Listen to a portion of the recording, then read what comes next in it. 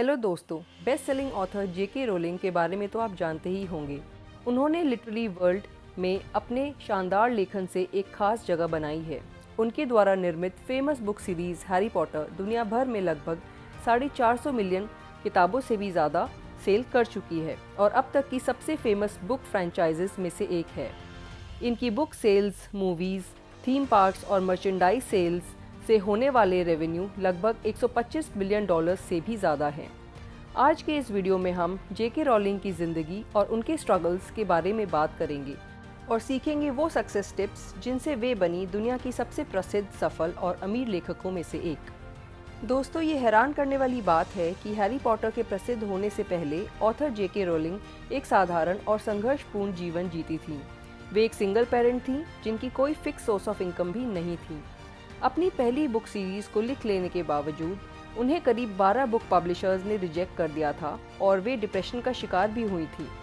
हालांकि आखिरकार लगातार कोशिशों के बाद उनकी पहली किताब Harry Potter and the sorcerers stone finally publish हुई और आगे जाकर एक प्रॉफिटेबल एंटरप्राइज बनी, जिस पर मूवीज़, वीडियो गेम्स और यहाँ तक कि प्लेस तक बन चुके हैं। बुक सेल्स की कमाई द्वारा बिलियनियर बनने वाली इकलौती महिला हैं जेके रॉलिंग्स। जेके रॉलिंग्स का जन्म 31 जुलाई 1965 में येट के कॉटेज हॉस्पिटल में हुआ था। वे एक साधारण मिडिल क्लास परिवार में जन्मी थीं और यही कारण था कि उन पर एक अच्छा स्टूडेंट बनने का प्रेशर लगातार बना रहता था। उन्होंने बचपन से ही राइटर बनने की ठान ली थी, मगर जीवन के दिन कटते रहे और उन्होंने 11 साल की उम्र में एक short story the 7 cursed diamonds लिखी। उनके अध्यापक उन्हें एक एवरेज स्टूडेंट मानते थे जो कि इंग्लिश में काफ़ी ब्राइट थी। उनकी स्कूल लाइफ में उन्हें काफ़ी बुली किया गया था और उनकी माँ काफ़ी क्रिटिकली बीमार हो गई थी जब रोलिंग्स केवल 15 साल की थी। इसके 10 साल बाद उनकी माँ की मौत के वक्त रोलिंग्स ने अपना पहला नॉवल लिखना शुरू ही किया था, इसीलिए उन्होंने इसके बारे में अपनी माँ को भी नहीं बताया था। रोलिंग्स ने 1990 में शादी की, पर वे डोमेस्टिक अब्यूज़ की शिकार हुई। उनकी पहली संतान का जन्म जुलाई 1993 में हुआ था। उस समय तक वे अपनी किताब के पहले 3 चैप्टर्स लिख चुकी थीं और बाकी के नॉवल का ड्राफ्ट बना चुकी थीं, पर उनकी शादी ज़्यादा लंबी नहीं चली और टूट गई। इसके बाद उन्हें अपना घर छोड़कर मजबूरन अपनी बहन के यहाँ रहने जाना पड़ा।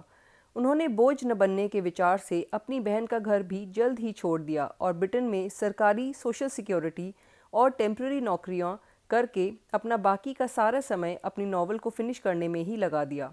उस समय अपनी छोटी सी बेटी के साथ बिना किसी मदद के इंडिपेंडेंट रहने वाली जेके रोलिंग ने एक इंटरव्यू के दौरान बताया कि वे मॉडर्न ब्रिटेन में गरीबी के कगार पर खड़ी थी, बिना होमलेस कहलाए। इससे इनकी सर्वाइवल स्पिरिट के बारे में पता चलता है, जो कि काबिले तारीफ है। रोलिंग को पहली बार 1990 में मैनचेस्टर से लंदन क्रिस क्रॉस जाने वाली ट्रेन में हैरी पॉटर के लिए पहली बार विचार आया था। अगले 5 वर्षों तक उन्होंने सीरीज़ की 7 बुक्स की योजना बनाना शुरू कर दिया। जेके रॉलिंग्स का मानना है कि सिर्फ इस कारण से कि आपके काम को कोई ऑडियंस नहीं मिली, इसका मतलब यह नहीं कि आपका काम बुरा है। एक क्रिएटिव वर्क को कंप्लीशन तक पहुंचाना ही अपने आप में एक मील का पत्थर है और आपको इस पर फ़ख्र होना चाहिए। वे आगे कहती हैं कि किसी बड़े काम को अंजाम तक पहुंचाने से जो मोमेंटम पैदा होता है, उसे आप अपने नेक्स्ट प्रोजेक्ट में लगा सकते हैं। शायद आपका तीसरा, चौथा या फिर 50वां गाना या नॉवल या पेंटिंग आपके लिए कीर्ति लाए, पर आप वहाँ तक कभी नहीं पहुँच पाएंगे जब तक आप पहले वाले को कंप्लीट ना करें। वे आगे बताती हैं कि कभी भी फियर ऑफ रिजेक्शन के डर से क्विट मत करो, क्योंकि अंदर से आपको पता है कि आप इस काम के लिए ही बने हो। वे कहती हैं कि हमें दुनिया बदलने के लिए किसी मैजिक की ज़रूरत नहीं है, सारी पावर पहले से ही हमारे अंदर है, हमें बस इमेजिन करना होगा बेहतर तरीके से। ये तो उनके जीवन में आई मुश्किल परिस्थितियों से ही हमें मालूम चलता है कि वे अपने गोल्स को लेकर इतनी क्लियर और सशक्त थीं कि तमाम दुख और तकलीफ़ों, जैसे कि माँ की मृत्यु, शादी का टूटना, बुरे फाइनेंशियल हालात, बहुत से पब्लिशर्स द्वारा रिजेक्शन और बुक को सेल्फ पब्लिश करने तक के लिए फंड्स का ना होना, इन सब मुश्किलों के बावजूद उन्होंने मुश्किल हालातों का डट कर सामना किया और अपने सपनों को किसी भी हाल में पूरा करने की कोशिश की, बिना क्विट करे। उनके वैसे तो बहुत से कोट्स आपको इंटरनेट पर मिल जाएंगे, मगर यह मेरा पर्सनल फेवरेट है। बिना किसी भी चीज़ में फेल हुए जीना इम्पॉसिबल है। अनलेस आपने ज़िंदगी को इतना कॉशियसली जिया है कि आपने अपने जीवन को जिया ही न हो। ऐसी सूरत में आप बाय डिफ़ॉल्ट फेल हो चुके हैं। मेरी नज़र में ये कोट हमें फियरलेस बनाता है और सिखाता है कि फेलियर से न डरना और हारने के डर से अपने कदमों को कभी भी डगमगाने नहीं देना चाहिए। जेके रोलिंग्स ये भी कहती हैं कि फेलियर ही वह टीचर था जिसने उन्हें ऐसी इनर सिक्योरिटी दी जो कि उन्हें कभी किसी एग्ज़ाम में पास करके नहीं मिली।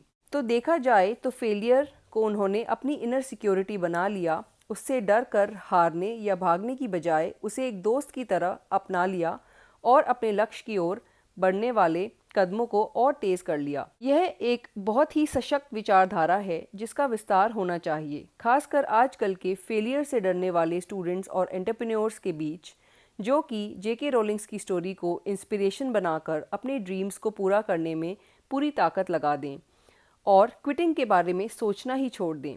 परेशानियों और विपरीत परिस्थितियों से हार न मानें और केवल अपने लक्ष्य को पाकर ही दिखाएं। आपको जेके रोलिंग्स की कहानी का कौन सा पार्ट सबसे ज़्यादा इंस्पायरिंग लगा? कमेंट करके ज़रूर बताएं। मैं ऐसी इंस्पिरेशनल स्टोरीज़ आपसे साझा करती रहूँगी, क्योंकि हर व्यक्ति एक संभावना और हर जीवन एक अवसर है। बनेगी अपनी बात।